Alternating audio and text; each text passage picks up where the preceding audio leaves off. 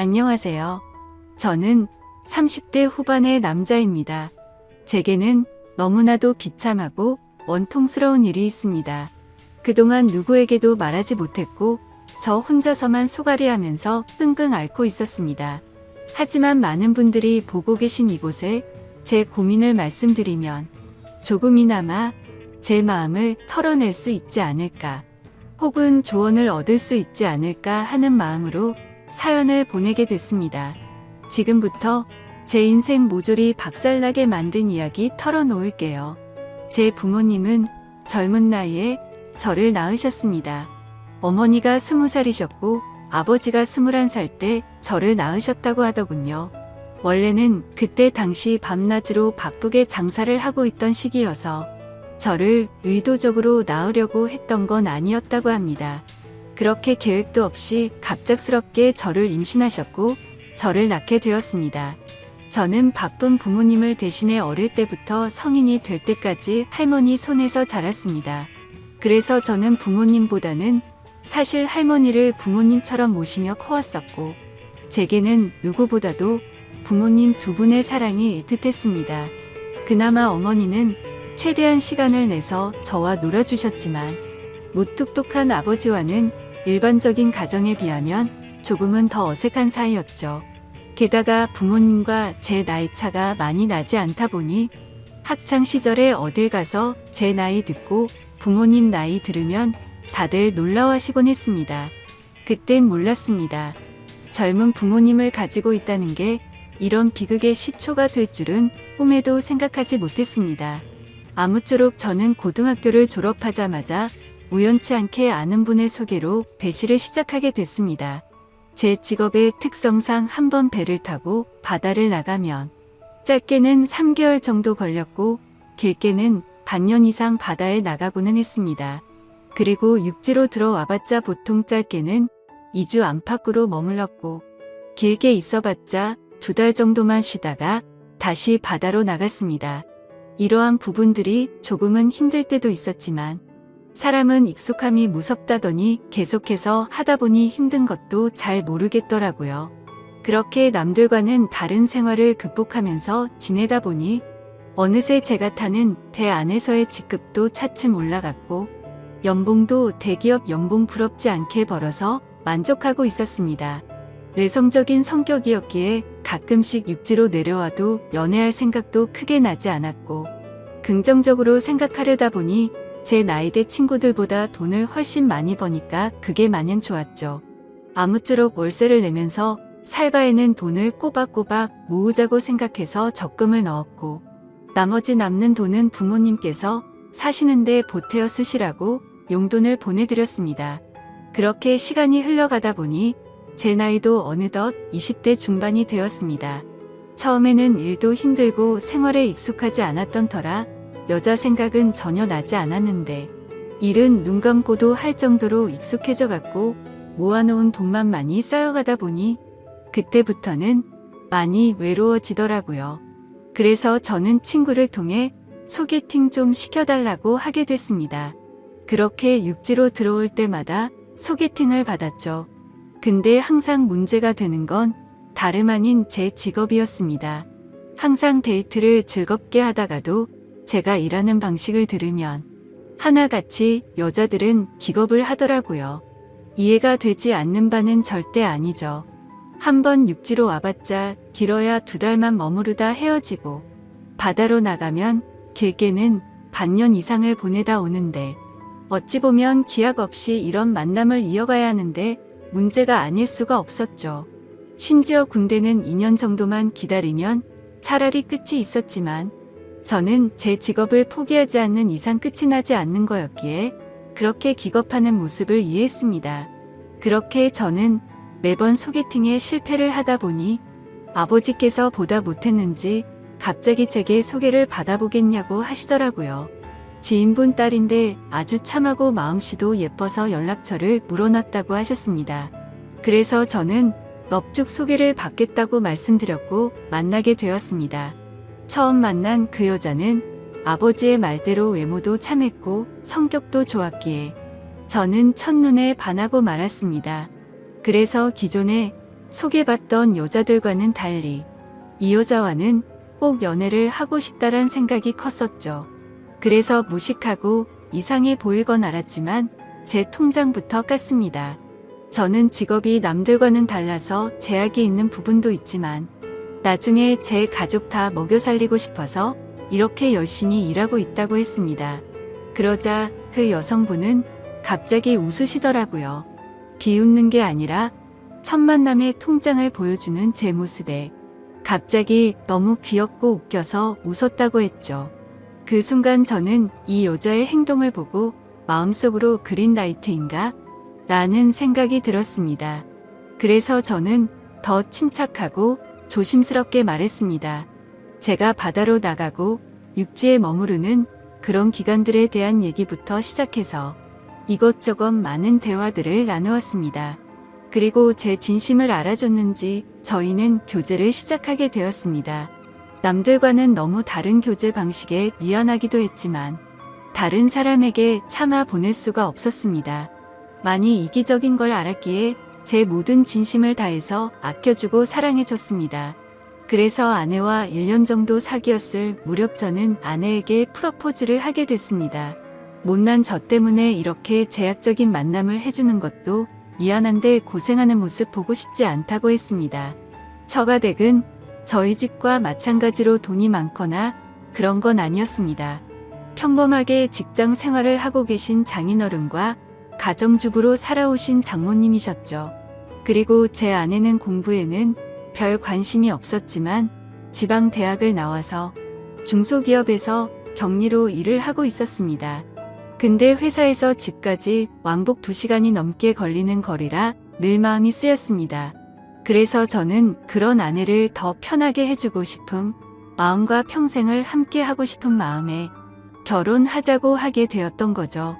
하지만 예상대로 아내는 쉽사리 수락을 하지 않았습니다.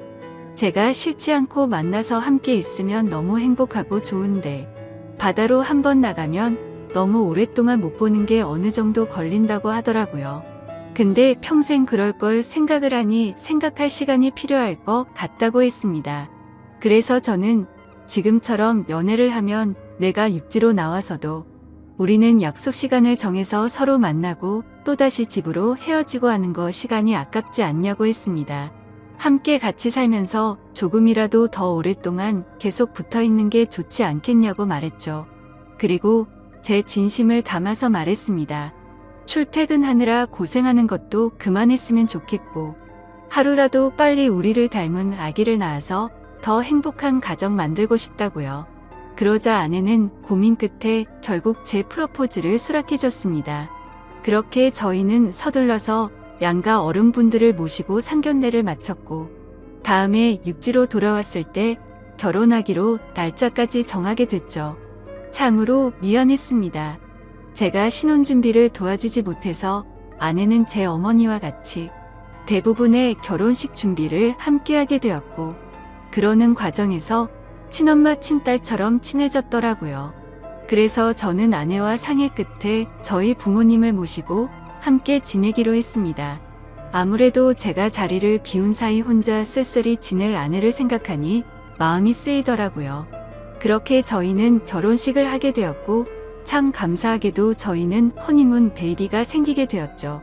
저는 바다에 나가 있었고 아내의 임신 소식을 듣자마자 너무 신이 나서 같이 일하는 동료들에게 실컷 자랑을 했고 참 많이 행복했습니다. 저는 기대에 부풀어 행복한 가정을 꿈꾸며 열심히 돈 벌자라는 마음으로 즐겁게 뱃생활을 했습니다. 그렇게 시간은 흘렀고 제 아내는 세상 누구보다 예쁜 딸아이를 출산하게 됐죠. 정말 어릴 적부터 꿈꾸던 가정을 만들고 있는 것 같아서 눈물나게 행복했고 제 인생에 아내와 딸만 있으면 그 어떤 일도 다 할 수 있겠다고 생각했습니다. 그리고 앞으로 아이가 생겼는데 분가를 하는 게 좋을지 물었습니다. 아내는 제 말처럼 혼자 지냈으면 무섭고 외로웠을 것 같다며 부모님과 지내는 게 지금은 생각보다 좋다고 만족해 하더라고요. 저희 부모님도 아내가 참 예쁘고 일도 잘해서 너무 사랑스럽다고 칭찬 일색이셨고 같이 지내면서 손주도 보면 좋을 것 같다고 하셨습니다.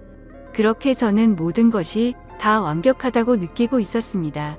하지만 그 완벽한 날들은 오래가지 못했습니다. 정말 슬프게도 제 어머니가 갑작스럽게 교통사고로 돌아가셨습니다. 길을 가다가 급히 무던 횡단을 하시다가 달려오던 차에 치여서 세상을 떠나시게 된 거죠. 그때는 어머니를 잃은 슬픔에 잠겨 다른 생각들은 전혀 할 수가 없었습니다. 그로 인해서 앞으로 벌어질 비참한 비극은 생각조차 못했습니다. 어머니를 잃은 슬픔에 잠시 일을 쉬었고 저는 다시 저희 가정을 먹여 살리기 위해 다시 배를 타기 시작했습니다. 그래서 그날부터 저희 집에는 제 아버지와 아내 그리고 딸아이만 있었죠. 어머니를 잃게 됐지만 아버지는 생각보다 괜찮으셨고 제 아내는 우울 증세가 올 정도로 많이 슬퍼했습니다. 친엄마처럼 따르고 지냈었기에 정말 많이 힘들어 하더라고요. 그래서 저는 아내가 걱정되어서 시간이 날 때마다 연락을 했고 아내는 걱정 말라며 괜찮게 지낸다며 시아버지 또한 잘 지내고 있다고 하더군요. 그런 모습에 저는 점점 아내의 우울 증세가 나아지고 있구나 하고 안심을 했습니다. 그렇게 제 어머니가 떠나가신 지 1년이란 시간이 지났습니다. 제가 다시 바다로 떠난 지 얼마 안 되어서 아내는 임신을 했다고 연락이 왔습니다. 그때도 첫 아이를 가졌을 때처럼 저는 정말 미친 듯이 기뻤습니다.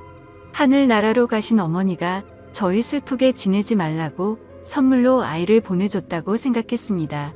그날은 어머니 생각이 더 많이 나서 눈물로 밤을 지새웠던 것 같아요. 시간이 또 빠르게 흘러갔고 제 아내는 둘째로 사내 아이를 출산하게 됐습니다.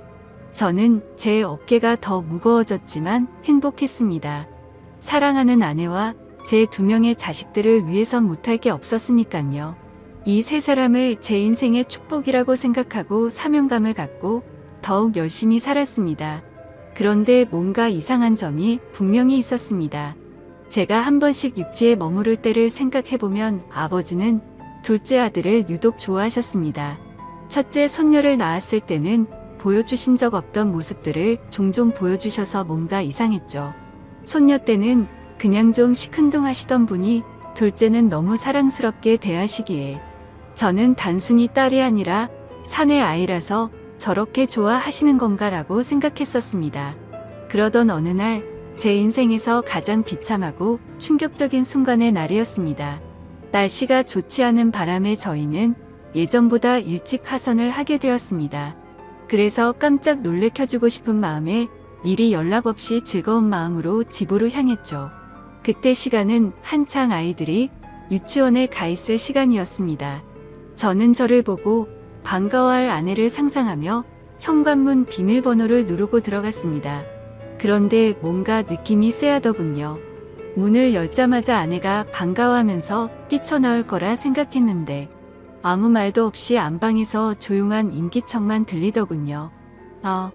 설마 아내가 딴 남자와 불륜짓을 하는 건가라는 생각에 극도로 심장이 쿵쾅거렸습니다. 불길한 예감을 안고 그대로 신발도 벗지 않고 달려 들어가서 안방 문을 벌컥 열었습니다. 아니다 다를까.